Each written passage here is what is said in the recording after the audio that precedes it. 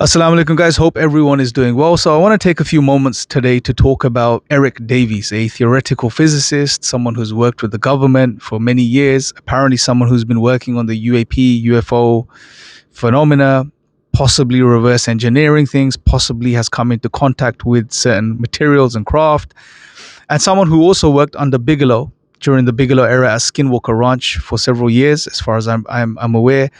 Had some very unusual experiences there himself. He's recently in a lecture, Contact in the Desert, the event, during a lecture, mentioned something very interesting and very unusual for a theoretical physicist. I want you to watch the clip, but before you do that, if you haven't already, take a moment to subscribe and click the notification bell because it helps us continue to produce this content. Watch the clip and we'll come right back. Once upon a time, people used to believe in the existence of invisible levels of realities we couldn't see. That was before the dawn of the scientific revolution. And these realities, which are occupied by various forms of life with varying degrees of apparent intelligence, such as fairies, gods, jinn, elementals, demons, angels, etc. The scientific revolution and enlightenment changed all that. Materialism became foundational to everything, to our understanding of nature and the laws of nature. So as you can see here, and by the way, I'll link the full video in the description box below.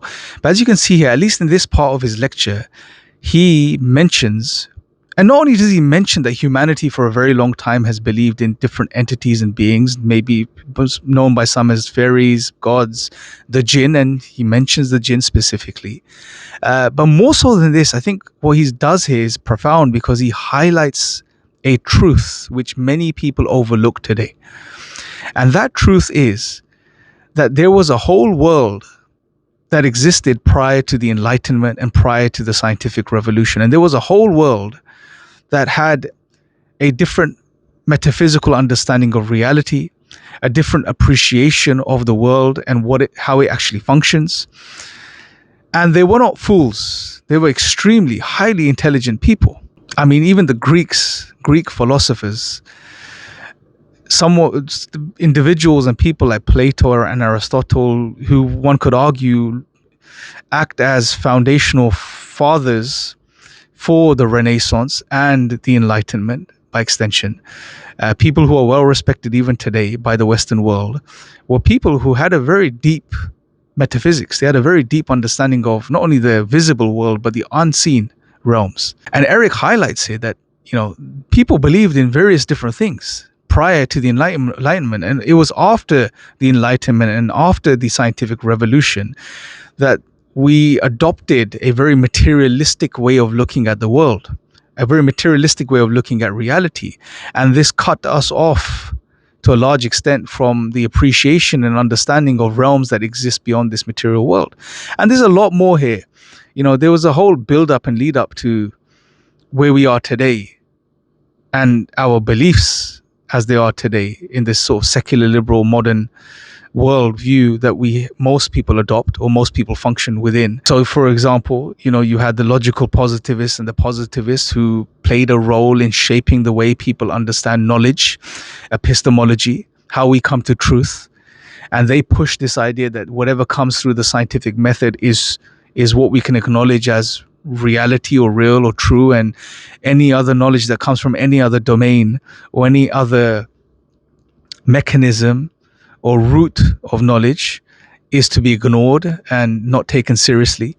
And interestingly, Brother Khalid was on from Incisive Thoughts, and I filmed a podcast with him a few days ago, and he mentioned that these very individuals behind the logical positivist movement were engaging in other, you can say, occult and esoteric practices. So, and that's a common theme as well. But the point is that the world we live in today, these beliefs that we hold today, that there's nothing beyond the physical, there's nothing beyond the material, it's all matter in motion, naturalism and materialism and these philosophies, and we just assume them to be true because the materialist worldview is dominant today, is a flaw in our own thinking and reasoning. And I think what the UFO phenomena and what this topic is doing is quite to the contrary, to the idea that, there's going to be an ontological shock that's experienced by world religions. I think those that are truly experiencing and will experience an ontological shock as we discover more about this phenomena, are those who ascribe strongly to the materialist philosophy, naturalism as a philosophy, because those philosophies don't allow you, those worldviews don't allow you to acknowledge anything beyond the physical. Now, you can carry on trying to squeeze this whole phenomena, NHI and so on, into the materialist worldview and continue to call it ETI, extraterrestrial intelligence, etc., because that fits more nicely into your worldview. But the reality is that when you study this phenomena and you look at the data, there are aspects, at least aspects of this phenomena that cannot be explained materially, cannot be explained via the naturalistic, materialist worldview. It's impossible. James Lukatsky, for example, emphasizes and mentions the paranormal aspects of the phenomena. You cannot account for it via materialism. It's impossible. And therefore, people like Eric Davies are extremely brave in highlighting this point, being a theoretical physicist, outlining, that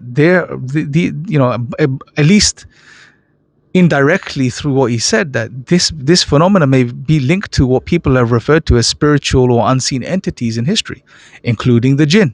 And I think some of this influence is via the works of individuals who I really respect, like Brenda Denzler.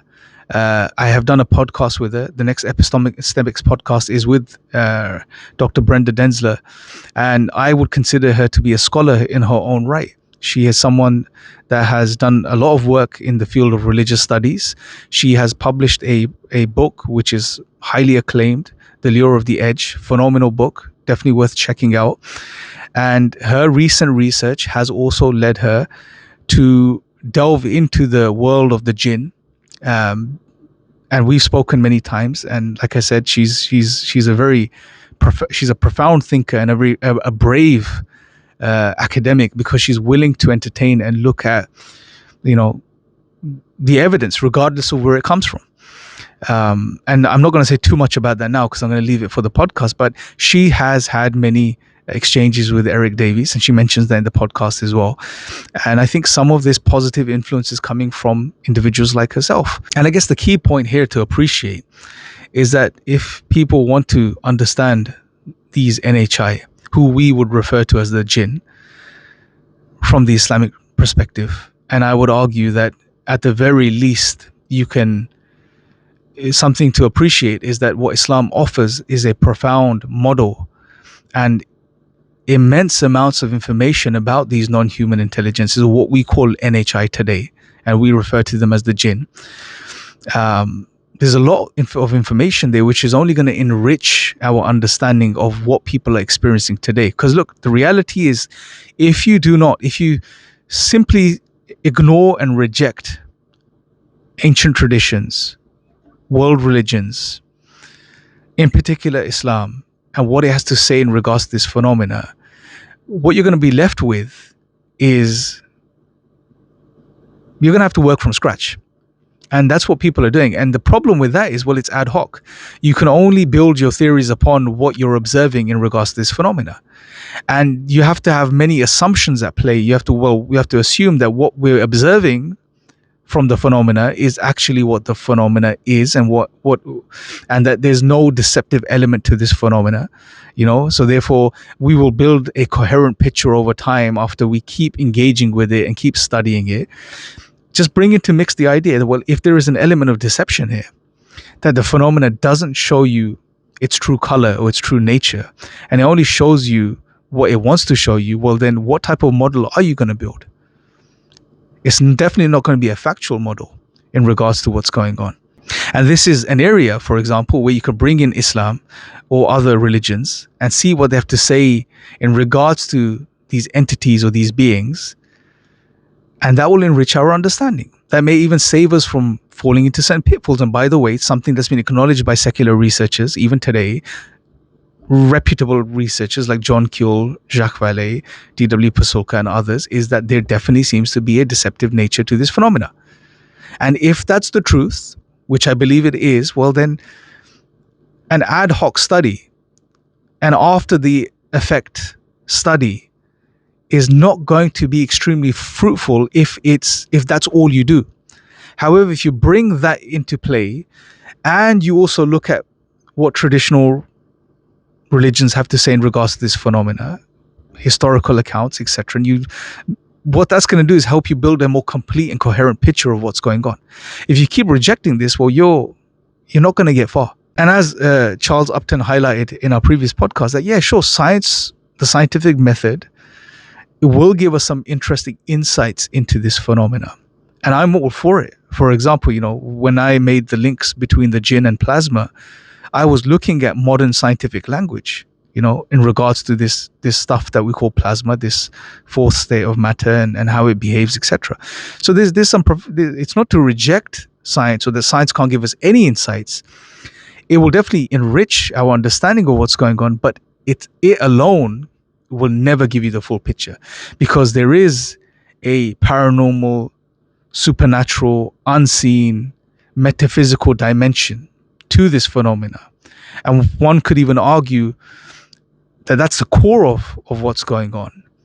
And therefore, you cannot reject what religion has to say in regards to this phenomena. You cannot reject what traditional metaphysics has to say in regards to this phenomena, etc. So bringing me back to the point that this reality, the stuff that we've just discussed, actually is going to lead to a level of ontological shock for those that have believed materialism and naturalism to be the truth. People of such a leaning will end up in two situations. Either they will continue to reject certain aspects of the data in regards to this phenomena and turn a blind eye, and they won't go anywhere. They'll just keep going around in circles. And maybe that's what they want to do, because there is a very real phenomena, which is the worship of the mystery itself. And the fact that this is one of those topics that somehow in some way re-enchants the world for some people and brings some level of spirituality into the mix, that they just don't want an answer anyway. So they'll be happy going down that route. Yet for others, they will have to recognize that, well, my current worldview is not cutting it. It's not providing there's only so far I can go with this. And they will recognize that they have to go out the bounds of their current worldview, and i.e. the ontological shock, and the courage then that's going to be required to be able to traverse that and then to look at other models and realities. There'll be people that fall into that camp, and all power to these people, because they are willing to look further. But I think when you watch the interview with Dr. Brenda Denzler, it's going to be quite eye-opening. It's going to really get us to think about what I've just spoken about in summary. And it's going to get us to appreciate, at least maybe not many of you, but many others out there, it's going to get them to appreciate that, look, we need to swallow this bitter pill and recognize and realize that we have been sold, maybe not a lie, that's probably a bit strong, but we've been sold a perspective which isn't necessarily completely true. Materialism and naturalism probably isn't true. And then it's up to the individual, where they go from there. And it reminds me of Thomas Nagel's book, Mind and Cosmos, who himself is an atheist, I believe, philosopher.